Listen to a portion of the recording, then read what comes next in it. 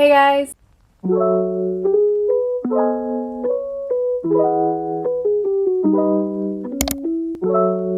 Today I got something so different for you guys, and that is a book haul. Went a little crazy and kind of like ordered a bunch of books, and I'm gonna show you guys what I ordered. During quarantine, I've been picking up my reading habits again.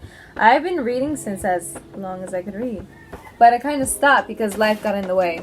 But due to quarantine, it actually helped me get back into my reading habit, and I've been rereading a bunch of books, and I'm bored, so I purchased new books.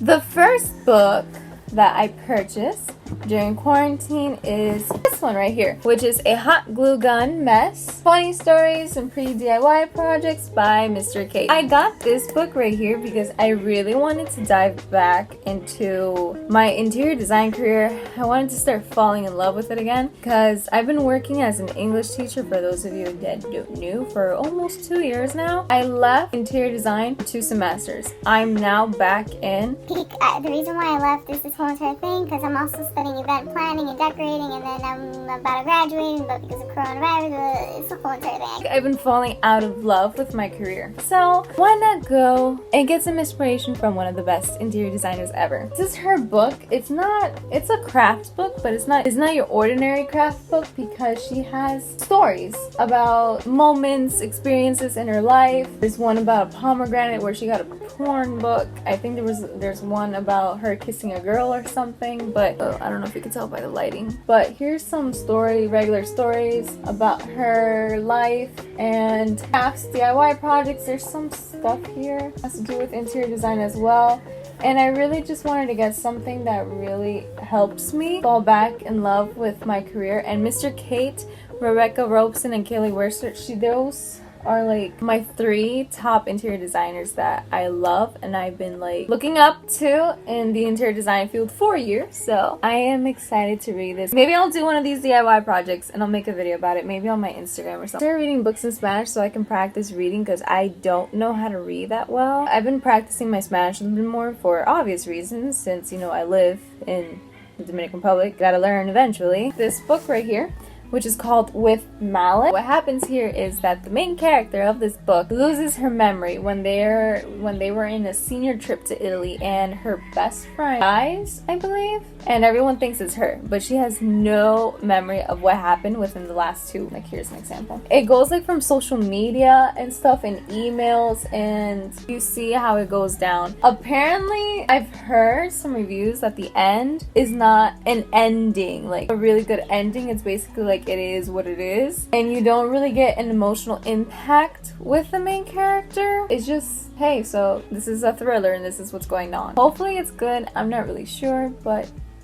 we'll see how it goes. Next book I got is, of course, the classic Valley of the Dolls. Finally have it in my hand. I am so excited to finally read this. It's a classic. I've been wanting to read this for a while. Basically, it's about how these women right here, they get into like fame and into drugs, alcohol, a bunch of crazy stuff. These right here, really impactful. I am Malala. I've been wanting to read this since I was a tween. I remember my English teacher actually had this book like right there where the whiteboard was. Just had it right there, and I was really inspired by her story. Always have been, always will be. And I was like, you know what? Let me finally get this book and read it. I am an English teacher now. And she stood up for education. I was like, you know what, let me go ahead and read this and connect with this because it is such a privilege to be able to have education. People don't realize that enough. And what's good about this book is that it just doesn't talk about how she stood up for women education. If not, it talks about her life back home in Pakistan. I was so excited to finally have it in my hands. It's called The Power of Now. I got tired of how I've been living my life. 2019 was one of the best years of my life, but 2020 obviously was complete shit for everyone. What I like to say is that it's the same storm, but of course different boats. I have this whole entire problem that I dwell too much in my past. I look way too far into my future. I don't focus in the present. I'm trying to make that change in my life to finally just live in the moment and not think too much about what could happen, what would happen, I should have done this, I should have done that, instead of just live right now, in the moment. That's the power of now. The Alchemist. I've been wanting to read this since I was a freshman in college because a lot of people seem to love this book. I heard from a friend of mine and it's like, hey, you should really read this book every 5 years. Because every 5 years that you read this book, you're going to get a whole entire different perspective. It's going to talk to you in a different way. And I was like, I like that idea. You know, I like that idea that you can read this every 5 years or read this constantly. And it's going to talk to you differently. How to Worry Less About Money. I felt a strong urge into really wanting to read this book because I actually want to learn how to worry less about money. Because I have 2 jobs, like 2 jobs that I work like Monday to Friday teaching, and I have like extra jobs here and there, extra side hustles. Even thought about picking up a 3rd job and I was like, hold up, I can't do that. I need to like stop, take a breather, and realize that I can't continue working my ass off all the time because that is just not life. That's just not life. And it's tiring. It's so tiring. With working 2 jobs, considering getting a 3rd job, even starting a business. How can I worry less about money? I've always been good with budgeting, with saving. I'm really smart with money. Wanted a book that talks about finances and want a different relationship with money. I don't want to constantly think about I have to work so hard and then not be able to enjoy it. The book that I've been waiting for actually to do a haul, as you can see, is still in its plastic thingy majiggly. I don't know why, but let me just go ahead and open that up.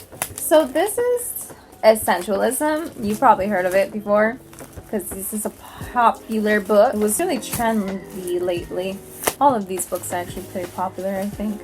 Well, majority of them. I got Essentialism because this year really spoke to me in a way about how I really want to learn how to live with less. I've learned that if you don't have faith, if you don't have love, if you don't have health, you basically, what are you doing? I'm always like stretched out too thin.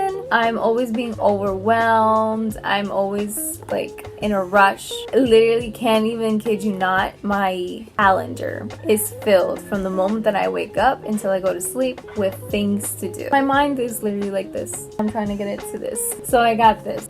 Okay, so that is it. These are all of the books that I've got. I just wanted to share that because, I don't know, I really like books and I wanted to share my love for books on the internet with people, and people seem to like it because whenever I'm reading, I'm always posting it on my Instagram. So, speaking of, you should follow me on my Instagram right here. Thank you so much for watching, and I will see you guys on my next video. Bye!